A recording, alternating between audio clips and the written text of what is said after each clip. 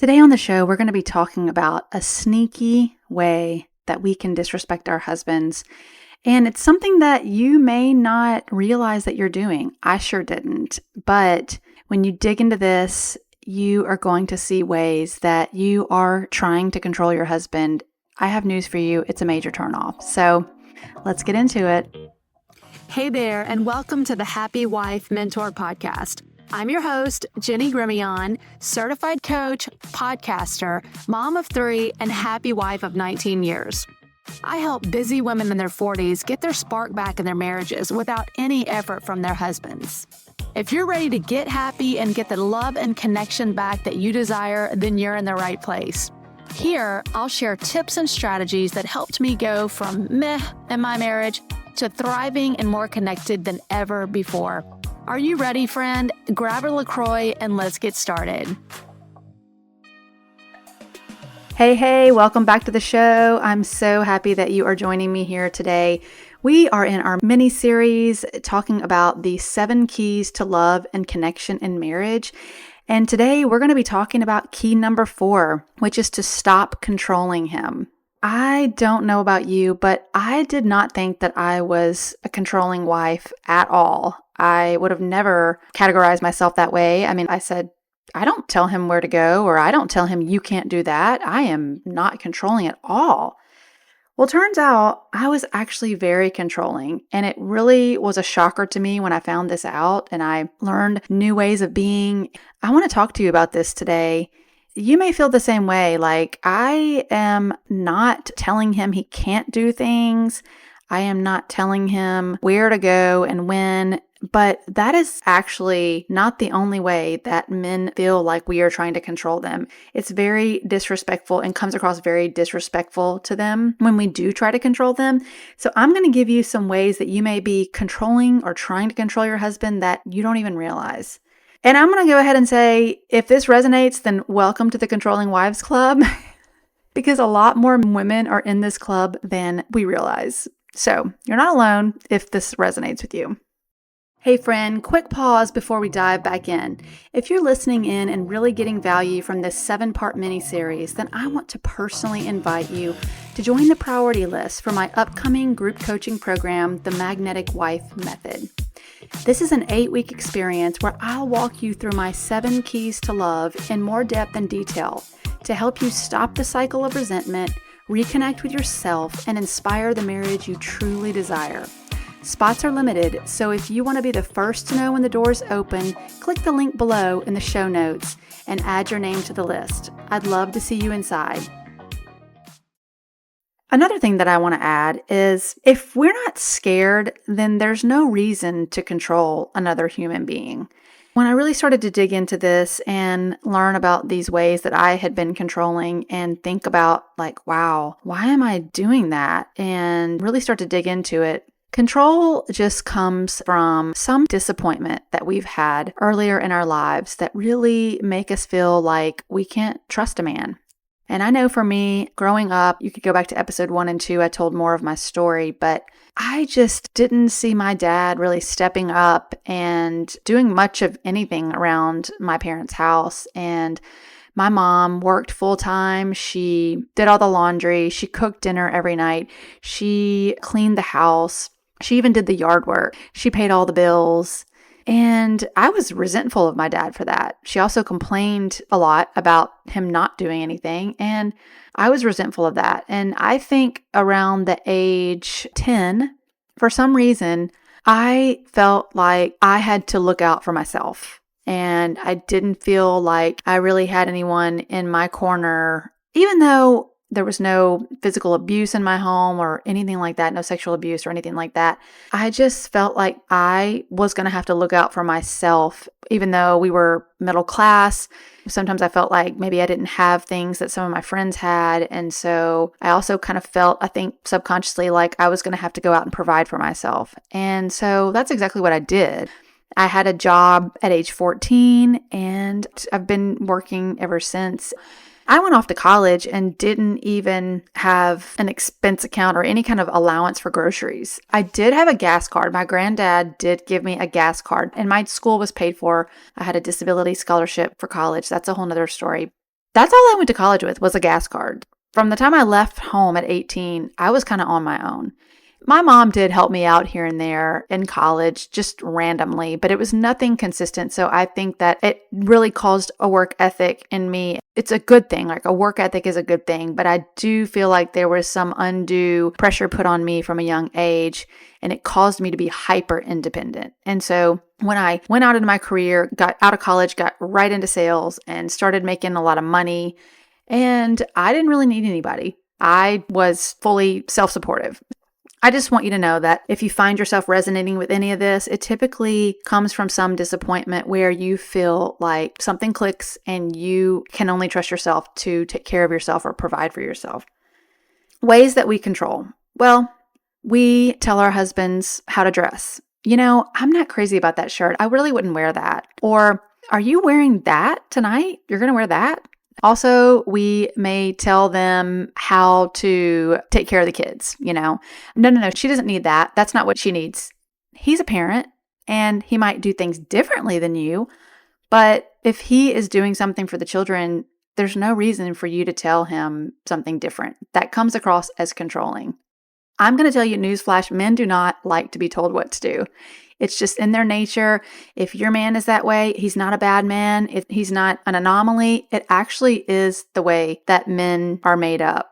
That's just their biology. Other ways that we control would be setting a budget for the family, handling all of the finances yourself, paying all the bills, and telling him, hey, you can only take $200 out of the ATM this month, okay? Because we've got a lot of expenses going on. If you're running the show with the finances and maybe he is working and earning an income, but you are the one who is divvying it all out, paying the bills, and telling him what he can and cannot do with money, I'm sorry to tell you, but that's controlling, and that's how it comes across.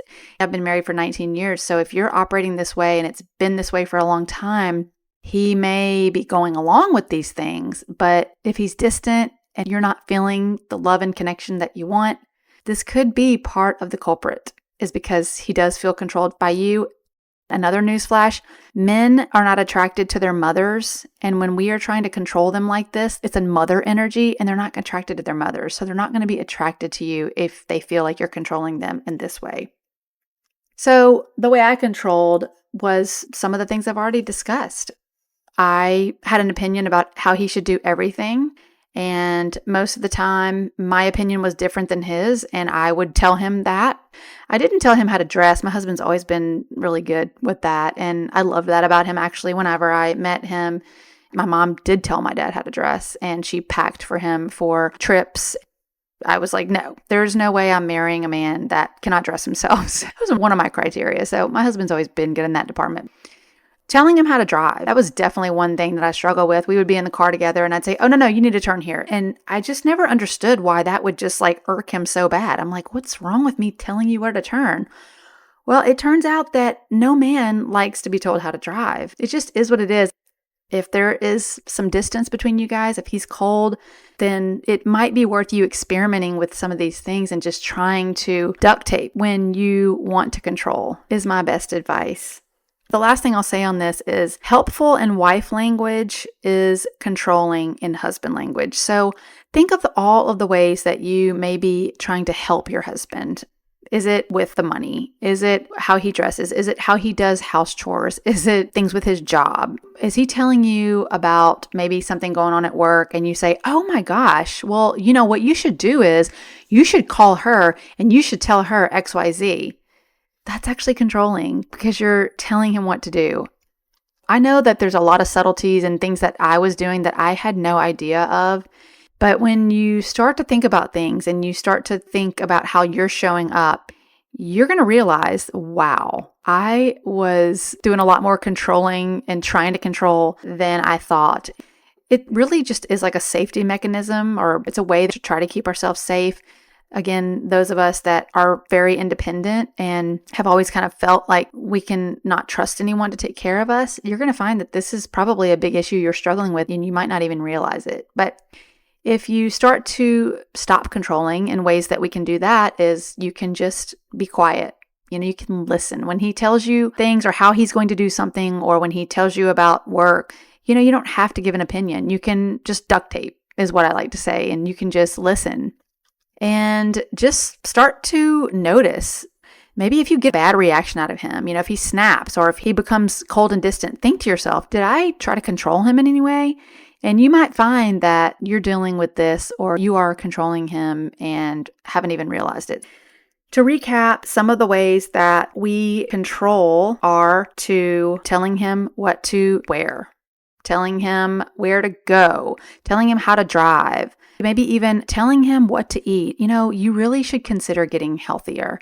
Your blood pressure is high and you really shouldn't be maybe eating gluten. I mean, these are things that we think we're being helpful, right? Like if he has high cholesterol, then we should tell him, like he needs to know that.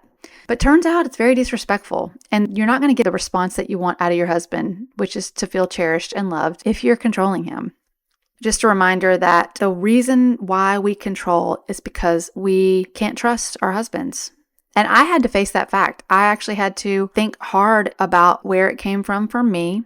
And I had to accept that that is what was going on with me, even though he is a trustworthy man. And there were so many pieces of evidence that I could look at to prove that I could trust him.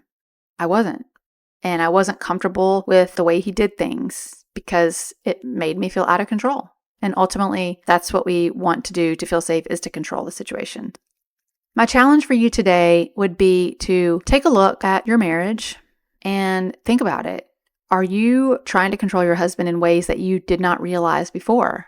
And if you are, it is okay. You can stop controlling him. I promise you, I've done it myself and I'm practicing this now. And it's just so much better. It's so freeing to not feel like you have to be responsible for every decision that your husband makes, even though they're capable. Like, why did I think I needed to control him? Like, he's totally capable of making his own decisions and I can trust him. Even a lot of decisions for our family and for me and him. He is a trustworthy man, and I've had to really heal that part of me that feels so independent that I cannot trust anybody else. Because really what it is a trauma response.